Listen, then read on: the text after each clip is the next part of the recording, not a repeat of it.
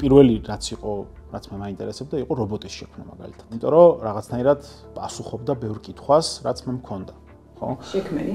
სხვანაირი რობოტები შევქმნენი, მოკლედ, რომლებიც ესე კლასიკური რობოტის წარმოდგენაში არ ჯდებიან, მაგრამ არიან რეალურად რობოტები, რომლებიც ჩემ დავალებებს აკეთებენ. ეს არის პროგრამული კოდი, რომელიც პერიოდულად გაეშვება ხოლმე, რაღაც მონაცემებს შეაგროვებს, დაამუშავებს და რაღაც საინტერესო ინფორმაციას მაძლევს.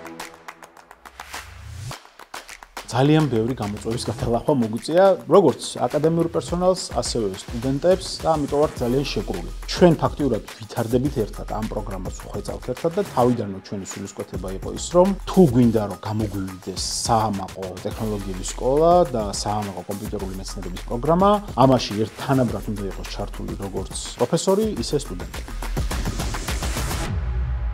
საგნების ერთი ჯგუფი მოიცავს მაგალითად პროგრამირების ერთი ენის საფუძვლიან შესწავლას, ვებ ტექნოლოგიების საფუძვლიან შესწავლას, განაწილებულ და პარალელურ გამოთვლებს, ავტომატიზაციას, ალგორითმებს, მონაცემთა ბაზებს, ოპერაციულ სისტემებს.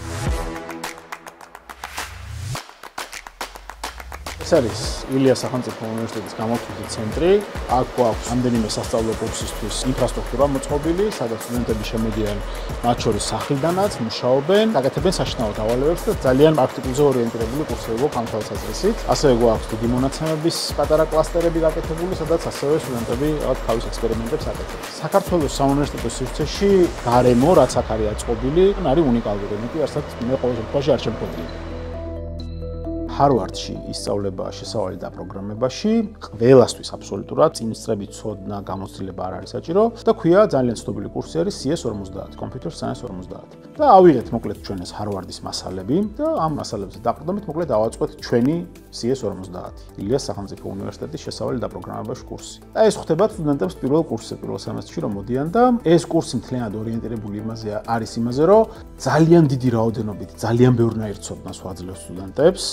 რომ დაიწყონ რაღაცების შექმნა, წაეთამაშონ კოდს, წაეთამაშონ, თქვათ, ვებგვერდის შექმნას, წაეთამაშონ მონაცემთა ბაზებს. გამოწვევა არის, რომ ბოლოს უნდა შექმნან რაღაც მუშა, ფუნქციონალური ან თამაში, ან ვებ აპლიკაცია, მაგალითად სამოქალაქო ინჟინერებმა შექმნეს კალკულატორი, რომელიც ითვლის შენობის გამძლეობას და ასე შემდეგ.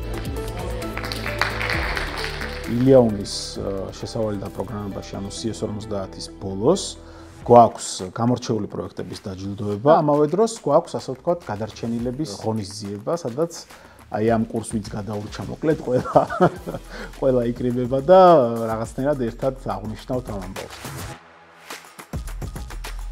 ვასწავლით მათემატიკას და კიდევ ვასწავლით, რა თქმა უნდა, ისეთ საგნებს, როგორც არის მაგალითად ფილოსოფია, ქიმია, ფიზიკა, ბიოლოგია, რაც არის აუცილებელი ზოგადი განათლებისთვის. ეს მორალურ-ეთიკური საკითხები, ხელოვნურ ინტელექტთან დაკავშირებით და არა მარტო ტექნოლოგიებთან დაკავშირებით, პირად პერსონალურ მონაცემებთან დაკავშირებით, კიბერუსაფრთხოებასთან დაკავშირებით, პროგრამული უზრუნველყოფის ავტორობასთან დაკავშირებით და ასე შემდეგ, ამ ყველაფერზე ძალიან დიდ აქცენტს ვაკეთებთ და გარდა ამ ტექნიკური ცოდნისა, აი ამ ყველაფერთან დაკავშირებითაც ძალიან კარგად გათვითცნობიერებულები არიან ჩვენი სტუდენტები.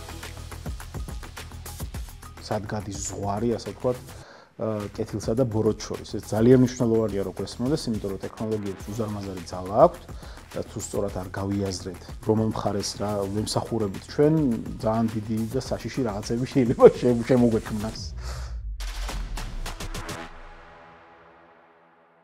მე ვარ ერეკლე მაღრაძე, კომპიუტერული მეცნიერების საბაკალავრო პროგრამის ხელმძღვანელი და ილიას სახელმწიფო უნივერსიტეტის პროფესორი კომპიუტერული მეცნიერების მიმართულებით.